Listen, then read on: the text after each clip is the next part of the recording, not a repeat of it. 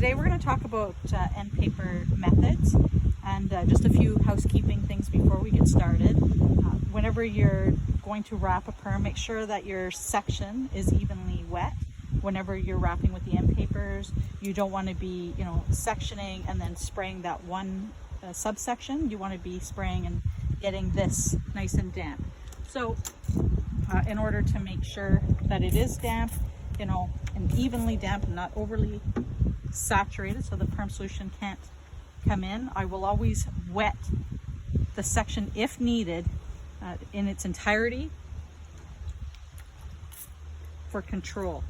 Now next, whenever you're going to do the actual end paper method, there's a few different types that we use in perming. So once the head has been fully sectioned, you're going to take a section depending on how big your base will be, and you want to make sure that that hair is combed out in the elevation that you're going to be setting the hair. And then most importantly, you want your ends to be ribboned together, so you're not twisting them, you're actually just running your hands through it so that they become together almost like a ribbon. And then the first method that we're going to discuss today is the double end paper method. So after I've ribboned off my ends, I'm going to place a paper lengthwise underneath the strand and then lengthwise on top of the strand. The double end paper method provides the most amount of control because I have the most space coming around, both lengthwise and widthwise. And whenever I'm using my end papers, I want to bring the ends so that they're just inside the end papers. I don't want anything protruding. The idea is to protect the ends, so this way the ends are not protruding from the tool. Now I can take my tool and begin to have my ends controlled. I simply wrap it around with tension and roll it up. Now, here's another great example that happens, especially in today's styles, where small pieces, shorter lengths, where texturizing and stuff will happen. So this brings us to a second method of wrapping the ends. We don't want to just leave those, we want to be able to control that. So then you would take what's called a cushion paper, still using end papers, but I would place that over top. And on long lengths such as my mannequin, I may have to do this multiple times if there's a lot of texturizing in it. So all I do is, again, where I start to see, I'm not sure if you can see with the video, but where there's starting to be loose ends here because of texturizing or breakage, all I'm doing is putting that paper over top, encouraging those ends using my tail comb to help with that, to go in and under so they're nice and smoothly wrapped. And then I can continue up my hair strand evenly and smoothly.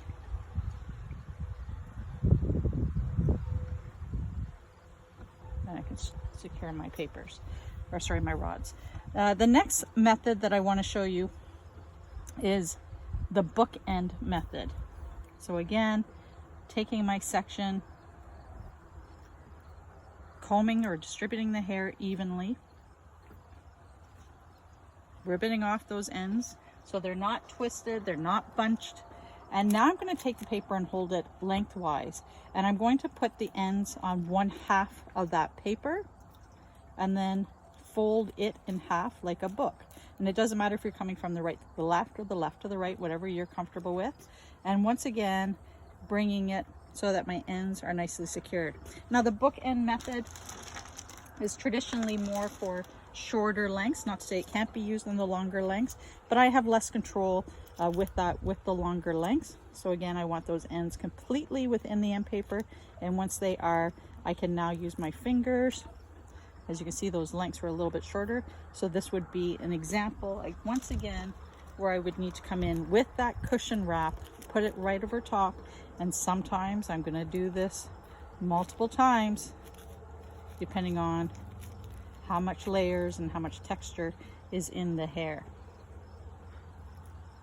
And again, that will be wound right up. And again, you can see lots of ends happening there.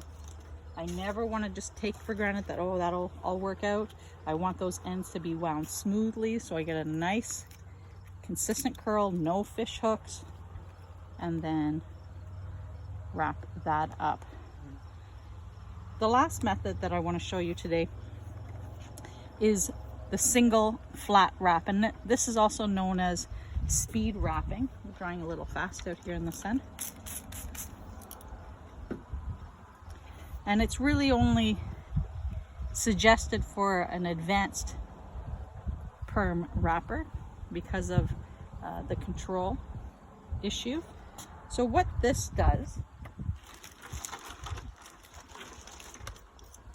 is you would take the rod and place it. Sorry, I need to have the end paper in hand. You're going to take the rod and place it with the paper only on top. Sorry, I'm just going to correct that. So place the paper on top. Now you're going to bring the ends in as you normally would. Once it gets to the end,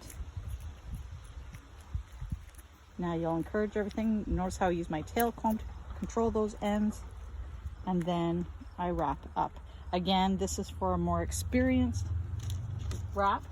Some people find this faster. It all depends on how often you use that method. Definitely the most control can be found by using the double end paper wrap. So there's the three methods that are commonly used, or sorry, four methods. So the double end paper, the bookend, both of them had cushion methods, and then single flat wrap. So book or double end paper was taking two papers positioned lengthwise, both under and over the strand, bringing it in so the ends were in. The next method was your book end, so that's the single paper placed horizontally and folded in half over the ends. Again, remember, we are never twisting or bunching those ends. We always want them to be nice and smooth. So we're ribboning them out, taking it, folding them in, and then bringing it, trying to keep our end papers nice and tidy, but we always want the ends fully secured within that end paper. And that is it. Thank you.